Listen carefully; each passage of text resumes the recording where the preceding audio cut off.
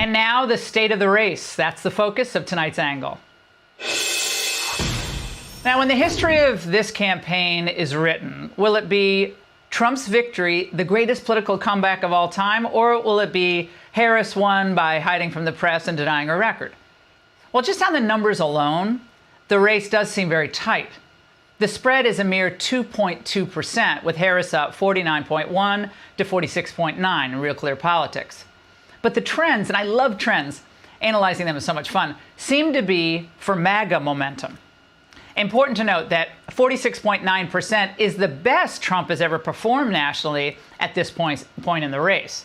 Look at where he was in 2020 at the same point. He was trailing Biden by 8.1%. In October 4th, 2016, the RCP average had Trump behind Hillary by 5.8%. Of course, Trump went on to win. And even better news, since the Electoral College is what matters, of course, Trump is up ever so slightly by 0.1 in the battleground state average. Again, what really counts. And some insights from a few of the newest polls out there tonight. Pollster Scott Rasmussen with Neapolitan News, they also have the national race tied. He surveyed almost 3,000 likely voters.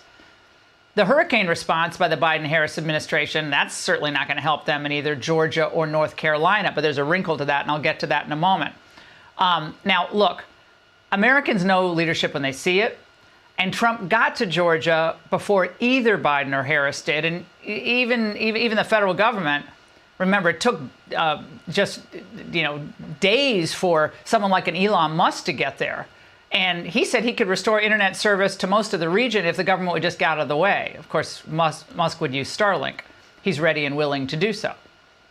Well, it's no surprise that the betting markets have begun to move back toward Trump because of these factors. And the main reason that Trump still leads Kamala on the most important issue to voters, which is still the economy, because of high prices. People are making less money in real terms than they were 4 years ago. Most Americans, working class Americans, feel and are poorer. Now, I went to the grocery store today to get a few things for my daughter, who's coming home from college. I almost fell over when I was checking out. Like, a box of cereal? Cost $8? What? Like, for most families, this just is not sustainable. Now, even at this point, CNN cannot deny the right track, wrong track numbers. Just 28% of Americans think the U.S. is on the right track. And I want you to put that into perspective, right? When does the average, when the incumbent party loses the election? Look at that. It's just 25%. This, to me, is a bad sign for Kamala Harris's campaign. The bottom line is, it looks a lot more like a loser than it does like a winner when it comes to the country being on the right track. Ruh-roh. Well, this is why Harris and Biden were crowing today about the jobs numbers, trying to shift that momentum back to her. 254,000 new jobs created in September. But I have to say this tonight. What do you think the chances are that those numbers are going to be revised downward in a few months, like all the other monthly gains were? I'd say the chances are pretty high. Second, dig into the data, and the picture is not great at all. Check this out. The numbers actually show that we lost 7,000 manufacturing jobs in the United States, and much of the growth is coming from, wait for it, government jobs. 107,000 new ones since July, 31,000 from August to September. Thanks, Kamala. Just what we need, more bureaucratic bloat. And we know this as well, that most of the jobs are going to foreign-born workers and illegal immigrants.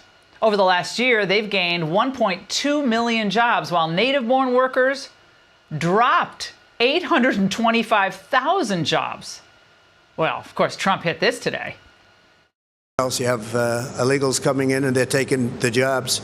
And when you look at the numbers from that standpoint, it's a shame. We have to get the jobs to the people that have lived here for a long time and that are great citizens of our country. Now, none of this is great for American citizens. Not good news at all. Bigger government, more illegals taking opportunities. So no wonder working class union types are moving toward Trump. When unions that were historically endorsing Democrats are suddenly announcing that, well, we're staying on the sidelines this year, we're not going to endorse anyone, well, that means one thing. Their membership wants Trump. The International Association of Firefighters voted not to endorse any candidate. That's seen as a blow to Harris just weeks after the Teamsters Union did the same. Of course, working class Americans, they watch as the federal government coddles illegals, but craters life for everyone else. And Hispanic voters, more of them are just fed up. A record number now supporting Trump in swing states like Arizona and Nevada, key demographic. Of course, Kamala's response to all this is no response at all. We will not be gaslighted. Donald Trump's track record is a disaster for working people. And he's trying to gaslight people all over our country. But we know the facts, and we know the truth. Of course, the media is never going to fact check her claims. Trump's policies brought strong wage growth to blue-collar workers. Undeniable, documented, read the data, Kamala. At the end of 2019, inflation was under 2%, and gas was about $2.30 a gallon. Well, I filled up my tank yesterday. It was $4.63 a gallon. I took a photo. $82 to fill my tank. This is just totally unnecessary. And it should make you furious every time you go to the pump, anytime you pay for anything these days. So again, to review, the economy, the border, hurricane management, unrest in the Middle East, a stalemate at best in Ukraine, and then a Democrat ticket hiding from the press. All these factors should make this an easy Trump win. And the Democrats are obviously concerned. And they didn't really think, I don't think, that Wisconsin would be this close, but it is. Even liberal Tammy Baldwin's Senate seat is not a sure thing. So in these final weeks of the campaign, expect a blitz of appearances by the Obamas and other celebrities, the usual suspects. They're going to be trying to whip up enthusiasm for 4 more years of a figurehead president. Because if you're out there and you think, Biden was so bad, why on earth would you think Kamala would be any better? She's just as inarticulate, but less experienced and more irritating. For all these reasons, at least right now, it seems like MAGA rising, as America is ready to turn the page on a sad 4 years.